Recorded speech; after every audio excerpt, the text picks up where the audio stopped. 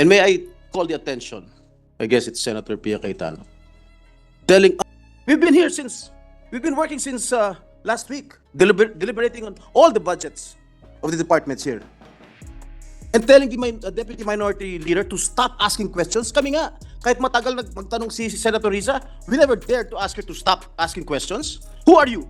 Who are you to tell us to stop asking questions? Senator Pia Cayetano, you've been texting her even before. That's what I heard from her regarding EJ Obiena's performance. She's a senator, she's a lawyer, she knows what to do. She's a senior member here in this August chamber. You've been a member of PSC, am I right? So you know how the budget runs here in the Senate, or even in Congress. You know, we spend wee hours of the morning here. Am I correct? And why are you complaining? The secretary is not complaining. She's a neophyte secretary. She never complained. Who are you to complain?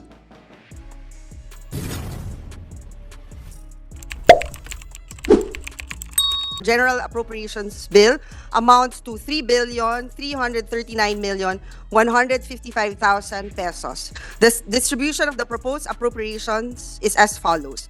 The Department of Tourism proper, 2,454,434,000 pesos for the Office of the Secretary, 123,034,000 pesos for the Intramuros Administration, 317,514,000 pesos for the National Parks Development Committee, and 14,173,000 pesos for the Philippine Commission on Sports Scuba Diving. And under the budgetary support to government corporations, 20 million pesos for the Tourism Infrastructure and Enterprise Zone Authority, and 410 million pesos for the Tourism Promotions Board. Thank you, Mr. President, esteemed colleagues. Mr. President, the gentleman from San Juan, Senator Jinggoy Estrada, is seeking the floor. I move that he be recognized, Mr. A President. distinguished colleague from the city of San Juan, Senator Jinggoy Estrada, is recognized. Thank you, Mr. President. Mr. President, it has come to my attention and the attention of our colleagues here in this August chamber that a certain head of an agency of the Department of Tourism has incessantly texted several of our colleagues, including the Senate President, including the Deputy Minority Leader, and I guess it's Senator Pia Cayetano, telling us or lecturing us to stop asking questions because according to that department head, she has been here since 1 o'clock waiting for their agency to be waiting for the budget of their agency to be deliberated upon. And may I call the attention of Ms. Cynthia Carion that we've been here working at 9 o'clock in the morning, waiting for all departments' the budget of the departments to be deliberated upon. We are doing our job, and no one has the right to tell us to stop talking here. It is our duty and our job to perform our work here in the Senate. And you do not have the right to tell us what to do here. Imagine telling the Senate President, we've been here at 1 o'clock waiting for DOTC's budget to be heard. We've been working since last week, deliberating on all the budgets of the departments here. And telling the Deputy Minority Leader to stop asking questions. Kami nga, kahit matagal magtanong si Senator Risa, we never dared to ask her to stop asking questions. Who are you?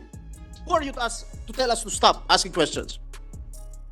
Remember, if one of us tells the sponsor to defer the budget of DOT, what will happen to you? You cannot do anything. You cannot do anything here. If I move to defer your budget or to slash the budget of DOT because of your actuations and because of your actions towards my colleagues here, what will happen to the budget of DOT? Imagine, even Senator Pia Cayetano, you've been texting her even before. That's what I heard from her regarding EJ Obiena's performance. She's a senator, she's a lawyer, she knows what to do. She's a senior member here in this August chamber.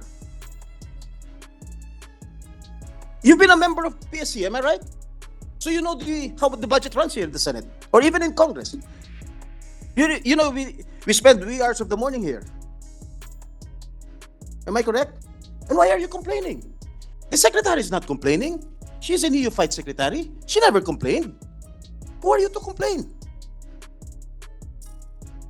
The secretary is a good friend of all senators here. She never complained. Kahit siguro alas 3 na ma-hear yung budget ng DOT, hindi magre-reklamo yan. Because she knows what's happening here in Congress. Or in the Senate in particular. I think our colleagues, they deserve an apology from you. If the majority leader, the Senate President, will allow us to suspend the rules and Yes, actually, just to put it in proper perspective, my dear colleagues, for the information of the departments, we're just doing our constitutional mandate of hearing all the budgets and asking diligently where the funds are being utilized. We have no right to stop any member of the Senate to ask questions, propose amendments, and as Senate President, I will never do that to any of you. So it was very surprising that this person, Ma'am Cynthia, was a friend of mine. We're family friends. And if it was just me, I would just let go of it.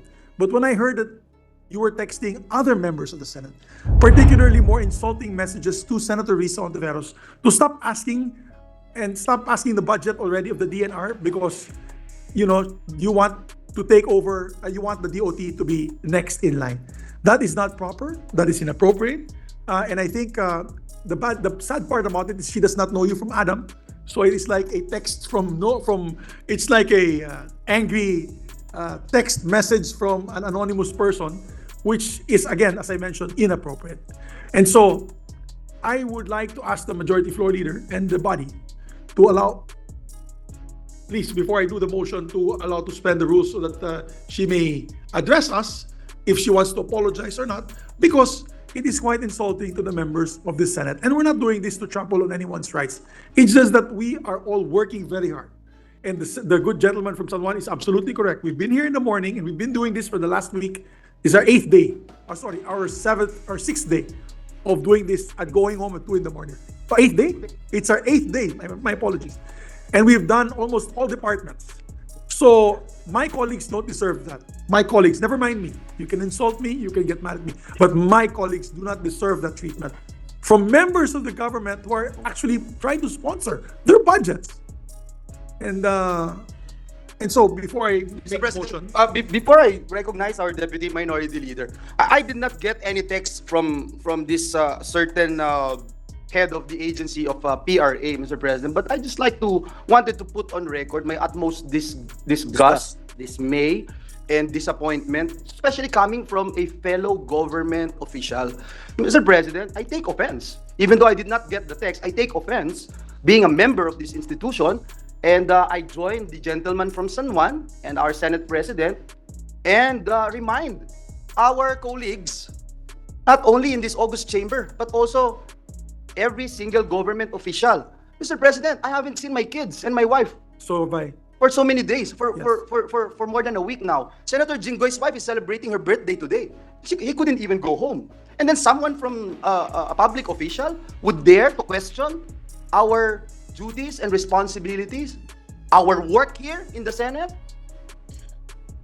It's unacceptable, Mr. President. So even if the distinguished head of PRA is not willing to answer or apologize, I think we should hear from her, Mr. President. What she wants, what she wanted to happen, how she think this Senate as an institution would be better if we will succumb to whatever she wants, Mr. President. So, Mr. President, with that, I will support any motion to suspend the rules, if there be. But for the meantime, we will yield the floor to our Deputy Minority Leader, Senator Risa Ontiveros. Our Deputy Minority Floor Leader is recognized.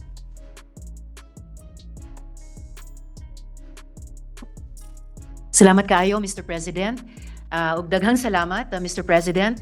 Maraming salamat kina Senator Jinggoy, Senator Nancy, who took immediate action on this when I brought it to her attention, to Senator Pia, the Majority Leader, all colleagues who came together this midnight to make things right. Sa huli kasi, higit sa lahat tungkol ito sa respeto. Kasi hindi po tayo gumagamit ng sense of entitlement. Ginagawa lang natin at ginagawa namin dito sa Senado ang aming tungkulin, ang aming mandato. I am a member of the minority, a proud member of the minority, and I take offense if our modest Senate President will not, at the Senate President of our institution being texted such messages. Salamat kaayo to Sec Frasco for her apology and the apology as well of another official of the DOT who met us in front near the lounge. I heard the apology of the person concerned, but I think moving forward, words must be followed by action. Pagwasto sa ginawa niya, hindi lang sa ilang individual natin, pero sa buong institusyon natin. So I hope things can be set right in the next days. At hindi lamang sa Senado, pati sa publiko na sumusubaybay sa trabaho namin over the past 2 weeks. They at least, I think, appreciate the seriousness with which we do our work. Ano man ang oras, gaano man kami, kapagod o hindi pagod. Dahil sa huli, higit sa lahat, tungkol sa respeto at ang respetong binibigay ng mga senador sa aming trabaho. Salamat kaayo, Mr. President. Thank you very much, Deputy Minority Floor Leader Rizal Tiveros. So, if the body wishes, and I believe the body wishes, with the permission of the body, we move to suspend the rules and ask her if she has anything else to say to the body. Mr. President? There's a motion. Hanggang dito lang tayo mga tol. Maraming salamat sa panonood at patuloy na suporta. God bless you sa inyo lahat at hanggang sa muli. Paalam.